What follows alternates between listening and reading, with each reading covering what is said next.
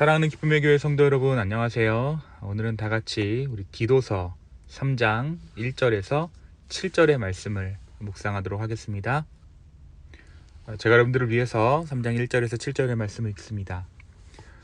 너는 그들로 하여금 통치자들과 권세 잡은 자들에게 복종하며 순종하며 모든 선한 일 행하기를 준비하게 하며 아무도 비방하지 말며 다투지 말며 관용하며 범사의 온유함을 모든 사람에게 나타낼 것을 기억하게 하라.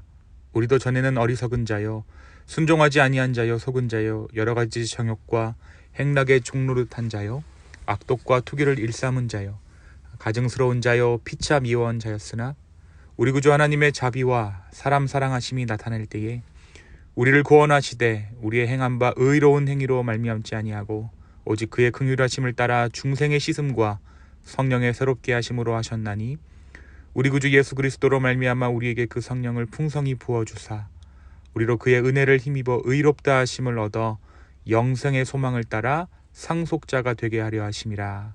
아멘. 우리가 어제 함께 나눈 대로 바울은 그레데에서 목회하고 있는 디도를 위해 편지를 씁니다. 당시 여러 가지 상황으로 공동체가 어려움에 처해 있던 디도의 교회를 위해서 바울은 조언하죠. 어제 묵상한 디도서 2장의 말씀을 통해서 바울은 공동체 안에서 나이 든 자들과 젊은 남녀 그리고 종들의 태도에 대해 이야기하였습니다. 무엇보다 바울은 그들의 내면의 질서에 대해 이야기하고 신중할 것을 권면합니다. 오늘 우리가 묵상하게 되는 디도서 3장에서 바울은 디도를 포함한 모든 성도가 올바른 신앙생활을 하는 가운데 시민의 도리를 다하고 이단을 멀리해야 함을 교훈합니다. 바울은 성도들이 살고 있는 국가와 불신자들에 대해서 그들이 취해야 할 태도와 그레데 교회의 지도자인 디도가 이단에 대해서 어떠한 자세를 취해야 하는지 자세하게 설명하고자 했던 것입니다. 오늘 말씀을 보면 바울은 성도들의 사회생활에 대해서 이야기합니다. 성도들이 사회생활에 있어서 권세와 정사를 주관하고 있는 권세 잡은 자들에 대해 순종하고 선한 일을 예비케 해야 한다는 것입니다.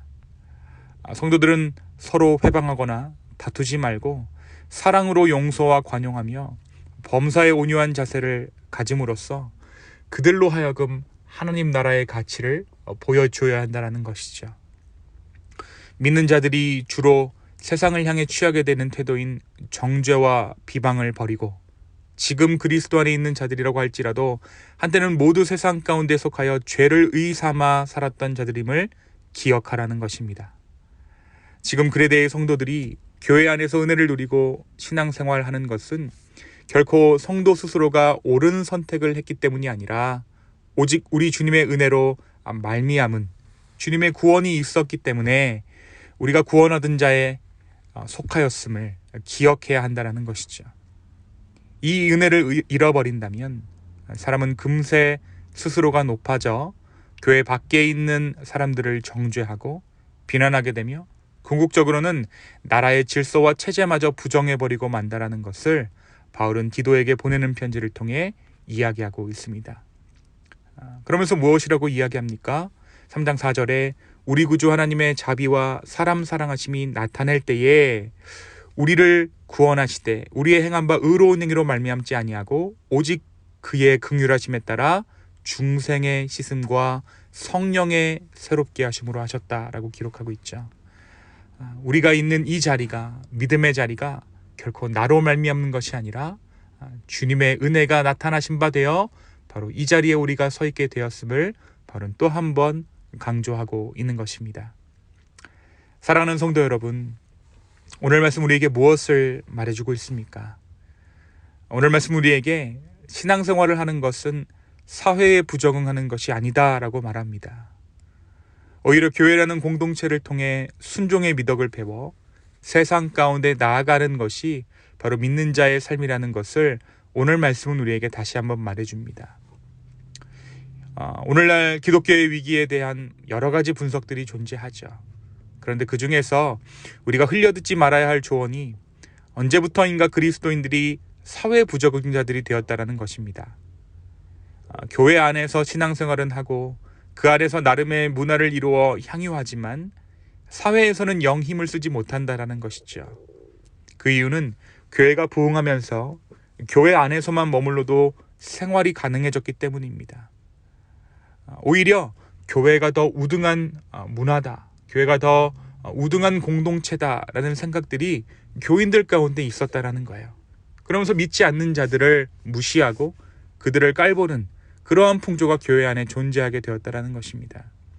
이러한 상황 가운데 그리스도인들은 급기야 세상을 부정하기에 이르렀고 세상을 비난하기에 이르렀습니다. 예수님은 우리를 세상의 빛과 소금으로 부르셨는데 그리스도인들은 마치 불나방이 되어 불 곁에만 붙어 있고 염전의 소금처럼 각 사회의 식탁으로, 각 가정의 식탁으로 전달되지 않는 일이 벌어지고 있다는 것입니다. 사랑하는 성도 여러분, 우리 신앙의 목적지는 교회가 아닙니다. 우리 신앙의 목적은 믿지 않은 자들이고 사회이고 세상입니다. 예수님은 이 둘을 하나님 사랑과 이웃 사랑이다 라고 말씀하셨죠. 우리의 신앙의 목적은 믿지 않는 자들임을 기억할 수 있는 저와 여러분 되었으면 좋겠습니다. 제대로 믿으면 세상 가운데 나아갈 수 있습니다.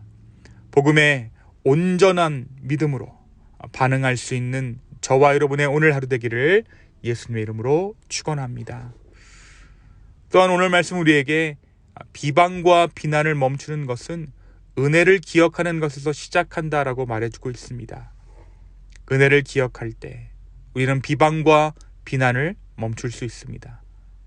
출애굽 때 이스라엘 백성들이 비방과 비난을 시작하는 시점은 한결같이 그들이 은혜를 잃어버렸을 때 그들은 비난을 시작했습니다. 은혜를 잃어버린다는 것은 지금 있는 이 자리에 내가 스스로 왔다라는 마음입니다. 모든 것 내가 헤쳐왔고 모든 것 내가 거쳐왔다라는 생각이 은혜를 잃어버리는 생각이죠. 반대로 은혜를 기억한다라는 것은 지금 있는 이 자리가 주님께서 인도하신 자리다라는 생각일 것입니다. 오늘 주님의 은혜를 기억하는 것으로 말미암아 비난과 비방이 우리의 삶 가운데 그치고 나를 이 자리까지 인도하신 그 주님의 인도하심을 감사할 수 있는 저와 여러분 되기를 소망합니다.